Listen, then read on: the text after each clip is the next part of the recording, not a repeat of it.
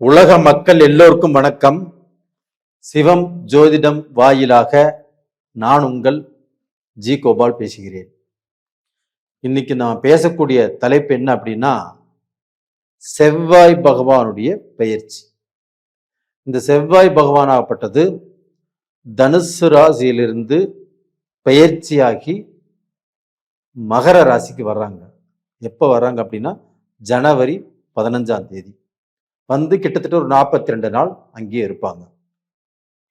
அப்போ இந்த செவ்வாய் பகவானுடைய பெயர்ச்சி ரிஷப ராசிக்காரர்களுக்கு எப்படி இருக்கும், அதை பத்தி தான் இந்த வீடியோல நம்ம கொஞ்சம் பிரீஃபா பார்க்க போறோம். அப்போ ரிஷப ராசிக்கு 7ஆம் இடத்து அதிபதியும் 12ஆம் இடத்து அதிபதியுமான செவ்வாய் பகவான்.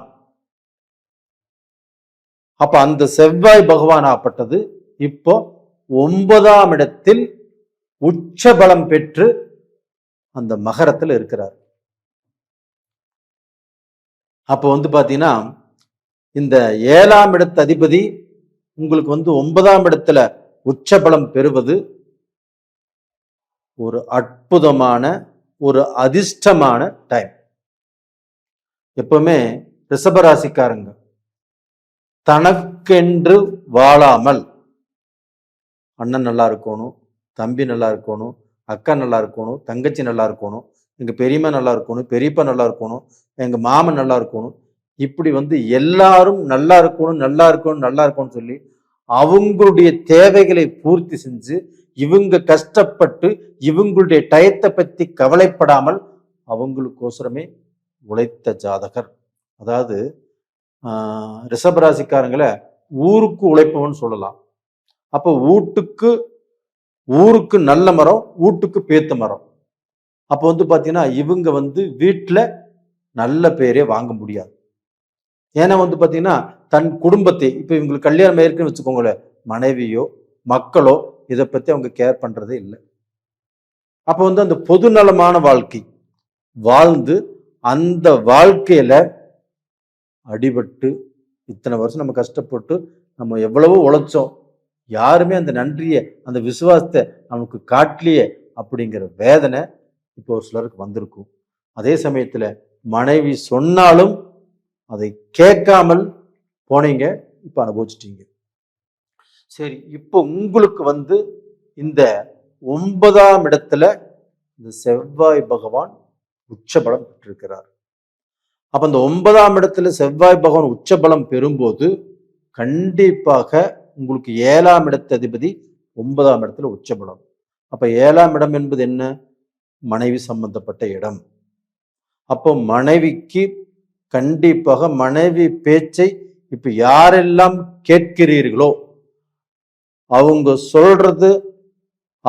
சொல்ற பிரகாரம் நாம நடந்துக்கிறது, இது பாத்தீங்கன்னா உங்களுக்கு ஒரு அற்புதமான பலனை கொடுக்கும். அது போக அவங்க சொல்லி நீங்க எது கேட்டாலும் சரி அதன் மூலியமாக நல்ல பலனை அடைவீர்கள். அது போக குடும்பத்துல ஒரு நல்ல சந்தோஷம் பெருகும். ஆடை ஆபரணங்கள், இப்ப நீ கணவரா இருந்தா உங்க மனைவிக்கு ஆடை வாங்கி கொடுக்கலாம், ஆபரணங்கள் வாங்கி கொடுக்கலாம். அது மாதிரி டைம் இப்போ வந்திருக்குது. கண்டிப்பாக இது நடக்கும். அப்ப டோட்டலா பாத்தீங்கன்னா இப்ப அந்த 9ஆம் இடத்துல இருக்கக்கூடிய செவ்வாய் பகவான் இப்ப ஒரு பாக்கியவான். அப்போ பாத்தீங்கன்னா உங்களுடைய வாழ்க்கையில நீங்க இதுவரைக்கும் எதுல தோத்து போனீங்களோ, எதுல இழந்தீங்களோ, அது எல்லாத்தையுமே மீண்டும் பெறப்போகிறீர்கள் உங்க மனைவியுடைய யோகத்தால். இது கண்டிப்பா நடக்கும். அது போக உங்களுக்கு அந்த 10ஆம் இடம், அப்ப அந்த 10ஆம் இடத்தை குரு பகவான் பார்க்கிறார் 9ஆம் பார்வையில. அப்ப கும்பத்தை அந்த குரு பகவான் பார்க்கிறாரு. இப்போ அந்த மேச ராசிக்கு அது 10ஆம் இடம். அப்ப டோட்டலா பாத்தீங்கன்னா அந்த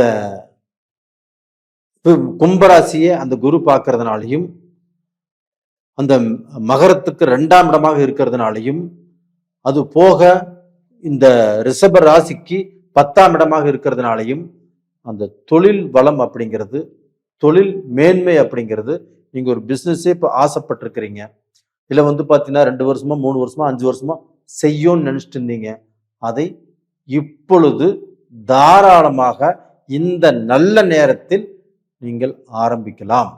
அப்போ ஒரு நல்ல நாள் பார்த்து ஒரு நல்ல தேதி குறித்து இந்த பீரியடில் நீங்கள் வந்து ஆரம்பிச்சிங்கன்னா அது கண்டிப்பாக வெற்றி பெறும். ஒரு நல்ல பொசிஷனுக்கு வருவீங்க.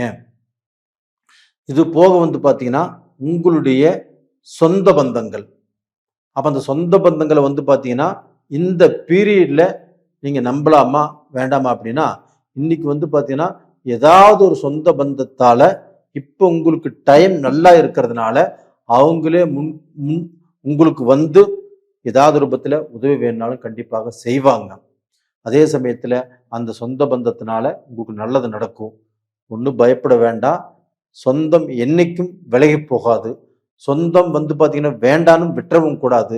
நம்ம எதுலையுமே அளவாக இருந்துக்கிட்டா கண்டிப்பாக நாம் நல்லா இருப்போம், நம்மளுடைய மக்களும் நல்லா இருப்பாங்க. அது போக உங்களுடைய தாய் தகப்பன் இந்த பீரியட்ல வந்து பார்த்தீங்கன்னா 9ஆம் இடத்தை அந்த உச்சபலம், அந்த செவ்வாய் வந்து பார்த்தீங்கன்னா உச்சபலம் அடைவதால் உங்களுடைய தாய் தகப்பனுக்கும் உடல் பிணிப்பீடைகள் தீரும். அவங்க வந்து பார்த்தீங்கன்னா எதிர்பார்த்த மாதிரி ஆசைப்பட்ட மாதிரி நீங்கள் வாழ்வதை அவங்க கண்ணில் பார்த்து சந்தோஷப்படுவாங்க. அது போக வந்து பார்த்தீங்கன்னா அவங்களால முடிஞ்ச உதவியை உங்களுக்கு செய்வாங்க. இந்த மாதிரி ஒரு சூழ்நிலை இந்த பீரியட்ல கண்டிப்பாக நடக்கும்.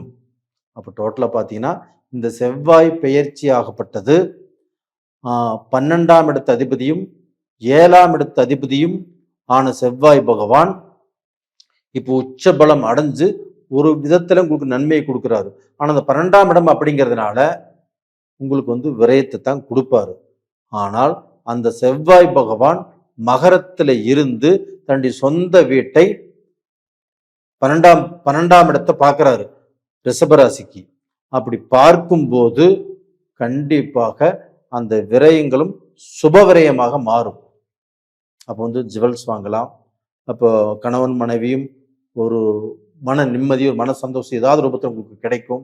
அப்போ வந்து பார்த்தீங்கன்னா இது மாதிரி ஒரு நல்ல ஒரு திருப்தியான, உங்களை பார்த்து எல்லாரும் பார்த்து பெருமைப்படக்கூடிய அளவுக்கு அவங்க பாருப்பா எப்படி வாழ்றாங்க, அவங்க பாருப்பா எந்த அளவுக்கு சந்தோஷமா இருக்கிறாங்க, அவங்க பாருப்பா எங்கெல்லாம் டூர் போறாங்க, அவங்க பாருங்க அவங்க பொண்டாட்டிக்கு ஆபரணங்கள்லாம் வாங்கி கொடுத்துருக்காங்க, இப்படின்னு உங்களை பத்தி அடுத்தவர்கள் திருப்தியாக பேசக்கூடிய அளவுக்கு ஒரு நல்ல மனமாற்றம், ஒரு நல்ல மன சந்தோஷம் உங்களுக்கு கண்டிப்பாக கிடைக்கும். அப்போ டோட்டலாக பார்த்தீங்கன்னா இந்த பீரியட்ல எதுவுமே கெடுதல் இல்லையா அப்படின்னா, கெடுதல் அப்படிங்கிறது இந்த செவ்வாய் பகவான் கொஞ்சம் அவசரப்பட்டு, நீங்க இந்த செவ்வாய் பகவான் உச்சமாக இருக்கிறதுனால கொஞ்சம் அவசரப்பட்டு ஒரு ஏதாவது உங்களுக்கு வாய்ப்பு கிடைச்சா அந்த வாய்ப்புல அவசரப்பட்டு பேசியோ, இல்லை வந்து பார்த்தீங்கன்னா ஒரு அவசரப்பட்டு ஒருத்தர்கிட்ட பேசியோ, நம்மளுக்கு வந்து பார்த்தீங்கன்னா நல்லது நடக்கும்போது அவங்களுடைய அவசர பேச்சால் அந்த நல்லது நடக்காம போறதுக்கு வாய்ப்புகளோ கண்டிப்பா இருக்குது. அதை கொஞ்சம் கேர் பண்ணிக்கோங்க. ரெண்டாவது வந்து பார்த்தீங்கன்னா உங்க மேல இருக்கக்கூடிய போட்டி, பொறாமை, திருஷ்டி இது எல்லாமே இந்த பீரியட்ல கண்டிப்பாக குறையும். அப்ப இந்த பீரியட்ல என்ன பரிகாரம் பண்ணலாம் அப்படின்னா, நீங்க வந்து அந்த சுக்கிர பகவான் வீடு அப்படிங்கிறதுனாலையும் செவ்வாய் உச்சம் அடைஞ்சதுனாலையும் கண்டிப்பாக நீங்க வந்து அந்த செவ்வாய் பகவானை, அந்த முருகப்பெருமானை நீங்க வந்து பார்த்தீங்கன்னா அந்த செவ்வாய்க்கிழமை நாளில் வணங்கி வருவது ரொம்ப நல்லா இருக்கும். அது போக நீங்க வந்து பார்த்தீங்கன்னா இந்த முனிவர்கள், சித்தர்கள் இவங்களை வணங்கி வருவதும் உங்களுக்கு வந்து ஒரு நல்ல மாற்றத்தையும் ஒரு திருப்தியையும் கொடுக்கும். நேயர்களே, இந்த பதிவு பிடிச்சிருக்குன்னு நினைக்கிறேன். பிடிச்சிருந்தா லைக் பண்ணுங்க, சப்ஸ்கிரைப் பண்ணுங்க. உங்களிடமிருந்து விடைபெறுவது உங்களின் ஜி கோபால். நன்றி, வணக்கம்.